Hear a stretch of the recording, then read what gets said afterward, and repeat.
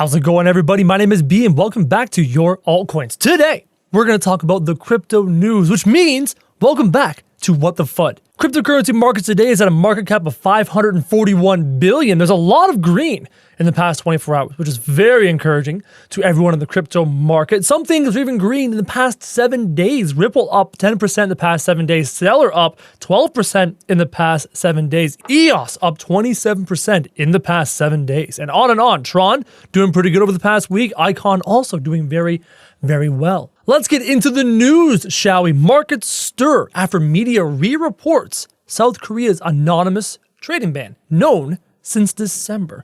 There was that big stir, all that FUD talking about South Korea potentially banning cryptocurrency trade activity, and then we found out it was banning anonymous trading activity. I have more news on this as well. Today, January 23rd, markets are reacting a second time to news that South Korea will ban anonymous exchanges starting on the 30th of January. This is technically not new news, guys. Authorities had announced the ban at the end of December, but had not yet set a concrete date for when the regulations would go into effect. And this is why we're seeing a lot of things happening in the market right now, because a lot of these anonymous accounts are going to be banned by that deadline, forcing people to make regular legalized accounts, which goes on to our next piece of news tying into that. South Korea legalizes cryptocurrency trading, bans anonymity. In its most recent statements, the country's Financial Service Commission confirmed that exchanges must only permit trades from customers whose names match their bank accounts. And I guess that makes sense, right? So this kind of ruins the whole anonymous trading thing in South Korea, but they're still allowed to trade so long as they actually register and say, hey, I am John Smith, which is clearly not a South Korean name, but bear with me. I am John Smith on the account, and I am John Smith here in my bank account. I'm verified, I can trade. So far, 6 of Korea's major banks have signed up to implement the required monitoring changes following collaboration with the government on inspection of anonymous exchange trading accounts earlier this month. In reaction to setting in stone of the new way of trading cryptocurrency, major exchanges presented various requirements for users. Corebit, one of the leading platforms, along with BitThumb, told customers to open an account at Shinhan specifically in order to continue trading. To use the new KRW deposit method, which is slated to be implemented within this month, you must have a Shinhan bank account registered under your legal name. Please use this time to create a banking account at Shinhan Bank. So this could explain a little bit of the validity in the market right now. You hear that bad news that people were like, okay, we're banning South Korean exchanges. And then it's like, no, we're just making it legalized and registered. And now the anonymous accounts are being banned. So that's a little bit of FUD going to the market. But actually, this may prove to be a good thing in the long haul. Moving right along in the news, UBS chairman warns against Bitcoin for Main Street. Wants no blame if market crashes. The chairman of UBS Bank, the world's largest manager of wealth, Axel Weber, stated on January 23rd that he does not advise the bank's clients to invest in cryptocurrencies, although he makes a distinction between institutional and retail clients when discussing the subject. Speaking to CNBC, Weber made the distinction between helping institutional clients enter crypto markets as opposed to helping retail clients do the same. And I quote, "There's institutional clients, and if they want to invest in Bitcoin, they are grown-ups, and I mean they know what they are doing, they have the capability of judging the risk." On the other hand, according to Weber, retail individual clients, people like you and I, often referred to as Main Street investors, need to be protected from investing in the crypto market due to their presumed ignorance of the products. As always, the thing I scream, and you hear lots of other YouTubers scream, when you are investing in a product, do your own research. There is risk involved in investing in crypto, and make sure you understand that going in. Let's continue. If there is a retail client affected in the future, the question will be again, who was the bank that sold them these products? And then banks will be blamed again for what has happened.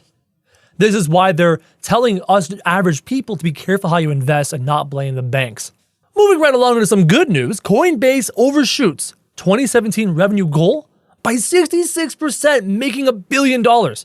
Rejects further VC funding. And hey, if you're crushing your goals by 66% and you're making a fat $1 billion, why do you need VC funding? I guess that's their logic. It makes sense to me. America's largest cryptocurrency exchange, Coinbase, reportedly made $1 billion in revenue in 2017, overshooting its forecast by over $600 million. The platform was swamped by an influx of new users looking to set up trading accounts as Bitcoin entered a massive bull run in November. Following the announcement of Bitcoin futures launch earlier that month on CME, Coinbase saw 100,000 new users signed up in just 24 hours. So that's a little bit of good news here in our lovely FUD-induced crypto market. Some more good news, Bitflyer granted European Union operational license, now most compliant crypto exchange. Here is the most legit crypto exchange, Bitflyer, right here. Tokyo-based crypto exchange Bitflyer was issued a payment institution license to operate in the European Union, the exchange reported Monday, January 22nd. The license was granted to the exchange by the Luxembourg regulator Commission de Surveillance du Secteur Financier. My French is fantastic. Bitflyer, which entered the US market compliantly as the fall of 2017, already operates in Japan under a license granted by the Financial Service Agency. And I quote, "I am proud that we are now the most compliant virtual currency exchange in the world. This coveted regulatory status gives our customers, our company, and the virtual currency industry as a whole a very positive future outlook." And that's true. If these exchanges can start to meet some of these international regulations, allowing them to maybe have a further reach, this could bode very, very well for cryptocurrency moving forward. Global regulation. Countries all over the world have been struggling to decide how to regulate cryptocurrencies, from several US states introducing licenses to operate within regulatory framework to China closing all of its crypto exchanges. Japan is one of the few countries to officially recognize Bitcoin and other cryptocurrencies as money. A move that has allowed major Japanese banks to be comfortable investing a large amount of money into Bitflyer.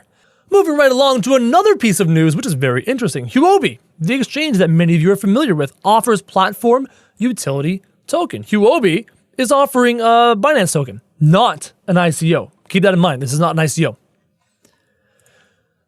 Huobi, the cryptocurrency exchange, has announced they will issue a token, the Huobi token, or HT, starting on the 23rd of January, which is today. The offering will be capped at 500 million tokens, of which 300 million will be offered to investors and the remainder kept as user incentives or team rewards. So circulating supply of 300 million. The offering, though, is not to be understood as an ICO, with the Huobi press release indicating that only users who are actively participating in the platform can receive Huobi token. Huobi token is not an initial coin offering. Users can only get HT by purchasing Point Card on Huobi Pro. Point Card is Huobi's prepaid card for basic service charges. 1 point equals 1 USDT. This card, I believe, you can purchase through Huobi Pro, and this takes away fees and reduces fees for transactions on Huobi. The company will also devote 20% of their profits each year to a buyback program to bring HT off the market. Fascinating. The token offering is the latest attempt by the company to restructure their business model. That was your crypto news. That was your edition of What the FUD. And I want to take a look at this market and look for some buying opportunities for you guys right now. Because now that the past 24 hours, things are green. But then again, things may be green in the past 24 hours, but if you compare them to their previous's, it's still not that good. For example, just grab Litecoin. Litecoin was, just a few days ago, at $213. Even though things are green, that's not much of a jump. This is only 7 days ago. On the 21st of January, 2 days ago, it was $213. It's still only $182. So even if you guys look at the market and you see a little bit of green in 24 hours and thinking, oh, guys, I missed the opportunity to buy. No, you have not. You've not missed the buying opportunity, boys and girls. Just because EOS is up 28% in the past 7 days doesn't mean it's up all the way. EOS was as high as $18 and is now as low as $13. There's still plenty of room to grow in the cryptocurrency market, especially with a market cap of only 542 million.